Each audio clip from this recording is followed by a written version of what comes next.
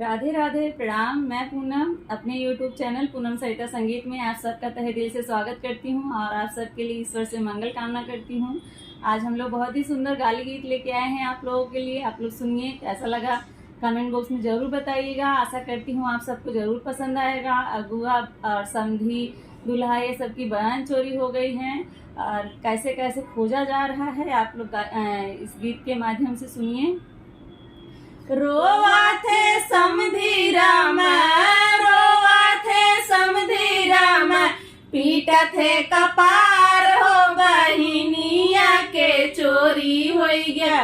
सुन थानेदार हो बहिनिया के चोरी हो गया। सुन थानेदार हो बहिनिया के चोरी हो गया।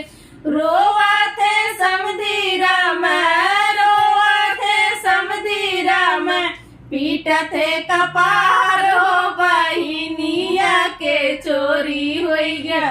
सुन थानेदार हो बहिनिया के चोरी हो गया। सुन थानेदार हो बहिनिया के चोरी हो गया।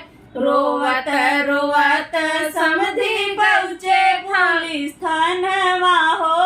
रोवत रोवत समधी पहुँचे पुलिस थानवा हो। हंसी हंसी पूछेला, हंसी हंसी पूछेला, वह थानेदार हो बहिनिया के चोरी हो गया। सुन सरकार हो बहिनिया के चोरी हो गया। सुन सरकार हो बहिनिया के चोरी हो गया। कैसन उनकर चाल बाटे, कैसन उनकर रंग हो। कैसन उनकर चाल बाटे, कैसन उनकर रंग हो। कौन ऐसन अंग बाटे, कौन ऐसन अंग बाटे, कैले बा कमाल हो बहिनिया के चोरी हो गया। सुन सरकार हो बहिनिया के चोरी हो गया। सुन सरकार हो बहिनिया के चोरी हो गया।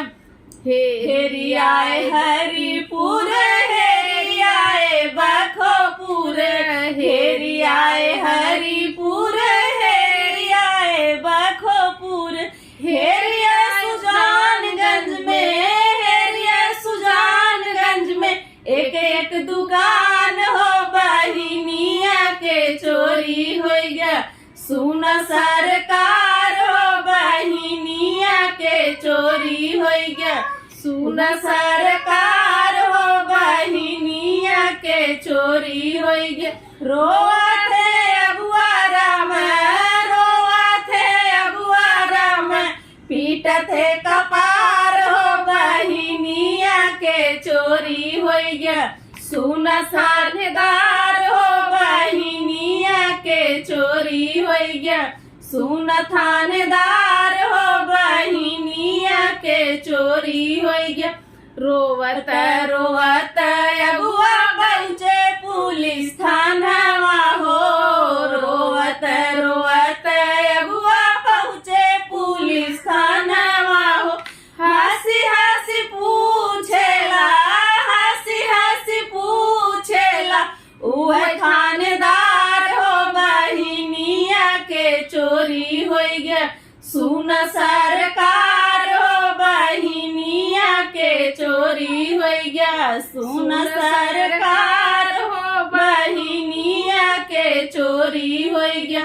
कैसन उनकर चाल बाटे, कैसन उनकर रंग हो। कैसन उनकर चाल बाटे, कैसन उनकर रंग हो। कौन ऐसन अंग बाटे, कौन ऐसन अंग बाटे, कैले बा कमाल हो बहिनिया के चोरी हो गया। सुन सरकार हो बहिनिया के चोरी हो गया। हेरियाए बरई पार, हेरियाए महाराजगंज, हेरियाए बरई पार, हेरियाए महाराजगंज, हेरियाए बदलापुर में, हेरियाए बदला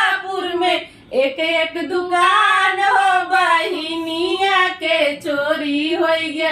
सुन सरकार हो बहिनिया के चोरी हो गया।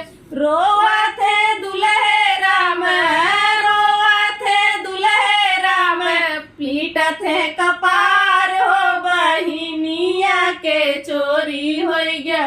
सुन सरकार हो बहिनिया के चोरी हो गया। सुन थानेदार हो बहिनिया के चोरी हो गया।